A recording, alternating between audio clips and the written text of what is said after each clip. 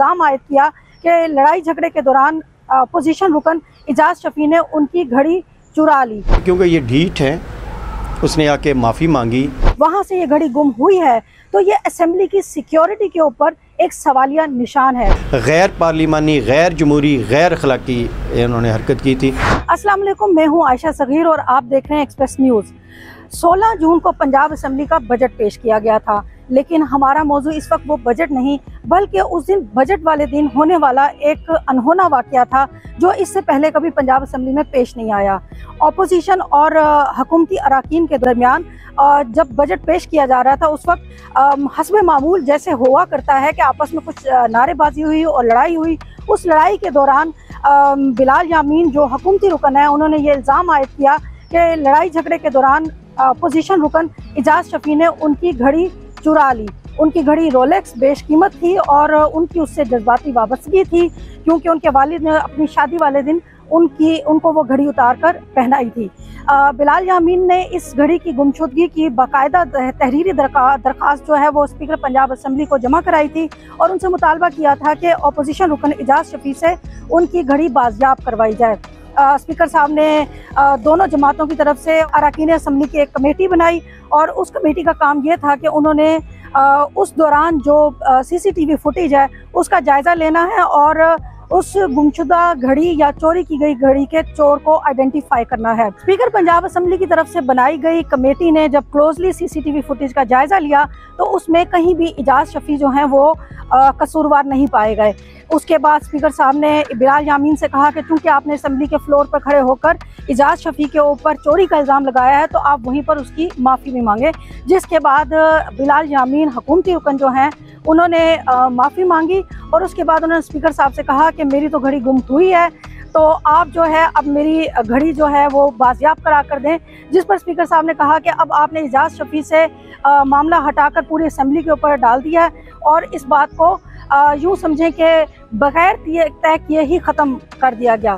हमारा सवाल ये है कि पंजाब असेंबली जो एक मुक़द्दस ऐवान है जहाँ पर अरकान असेंबली बैठ के आपके और हमारे हक़ के लिए कानून साजी करते हैं, जहाँ पर इस तरह की कानून साजी की जाती है कि जो लोग मुजरिम हैं या जो लोग गलत हैं उनके खिलाफ ऐसे कवानीन बनाए जाएं कि उनको आंसरेबल किया जा सके। उसी ईवान के अंदर घड़ी चोरी हो जाती है जिसका मौमा आज तक हल नहीं हो सका। इस सिलसिले में हमारी इजाज़ शफ़ी से बात हुई। उनका ये कहना था कि ये सारा मामला फैब्रिकेटेड था और अपोजिशन के ऊपर इल्ज़ाम लगाने के लिए, अपोजिशन को बैक फुट पे करने के लिए, और चूँकि उस वक्त असेंबली में अपोजिशन एहतजाज कर रही थी तो अपोजिशन को सिर्फ डिफेंसिव करने के लिए ये इल्ज़ाम लगाया गया था। इजाज़ शफ़ी ने मज़ीद क्या कहा, आए हम आपको सुनवाते हैं। इस तरह के ओछे हथगंडे, इस तरह के स्टूपिड किरदार कशी, मैं अल्हम्दुलिल्लाह इस हाउस का चौथी दफ़ा मेंबर बन रहा हूँ। हमारी एक क्रेडिबिलिटी है।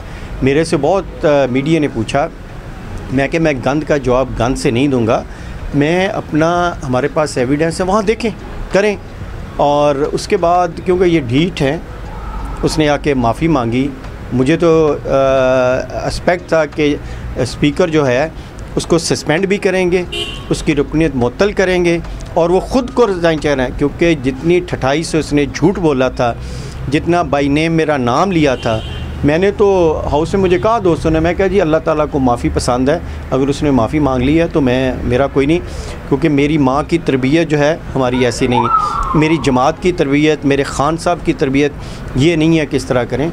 उसने on the floor of the house जब माफ़ी मांग ली तो मैंने भी उसको माफ़ किया, लेकिन इंतहाई शर्मनाक, इंतहाई घटिया, इंतहाई गलीज़, गैर पार्लिमानी, गैर जमहूरी, गैर अखलाकी इन्होंने हरकत की थी और अल्लाह ताला का शुक्र है कि हम लोग सुरखरू हुए। इस घड़ी चोरी के सिलसिले में हम जो साहिब मामला मेंबर सूबाई असेंबली हैं जो कि बिलाल यामीन साहब हैं, उनसे हमने बारहा रब्ता करने की कोशिश की। उनको हमने मैसेजेस किए, उनको हमने टेलीफोन कॉल्स की, उनको हमने वॉइस नोट छोड़े और उनसे बार बार ये जानने की कोशिश की कि उनके घड़ी चोरी का मामला अब कहाँ तक पहुँचा, क्या इस सिलसिले में वो मज़ीद पेशरफ्त कर रहे हैं या सिर्फ माफ़ी मांगने के बाद वो खामोश हो गए हैं, क्योंकि उनके मुताबिक बहरहाल एक घड़ी चोरी हुई है और वह गुम हुई है। ताहम उन्होंने हमारे किसी मैसेज का जवाब नहीं दिया, उन्होंने हमारी कोई कॉल नहीं ली और हमारा उनसे किसी किस्म का कोई रब्ता नहीं हो सका। इसी सिलसिले में हमने दूसरे हुकूमती अराकीन असम्बली से बात करने की कोशिश की, उनसे कहा कि ऑन कैमरा अपना वर्जन दें, तो उन्होंने किसी भी किस्म की बात करने से इनकार कर दिया। और जब हमने पंजाब असम्बली के कुछ मुलाजमीन से बात की तो उन्होंने अपना नाम जाहिर न करने की शर्त पर हमें ये बताया कि मामला कुछ ऐसा ही है जैसा कि ऑपोजिशन कह रही है। बिलाल यामीन की घड़ी चोरी हुई है या ये एक फैब्रिकेटेड मामला है, इसमें अभी तक इबहम है और ये मामला हल नहीं हो सका, क्योंकि ऑपोजिशन का कहना यह है कि ये एक फैब्रिकेटेड मामला है और बिलाल यामीन का कहना यह था कि उनकी घड़ी बाकायदा चोरी हुई है।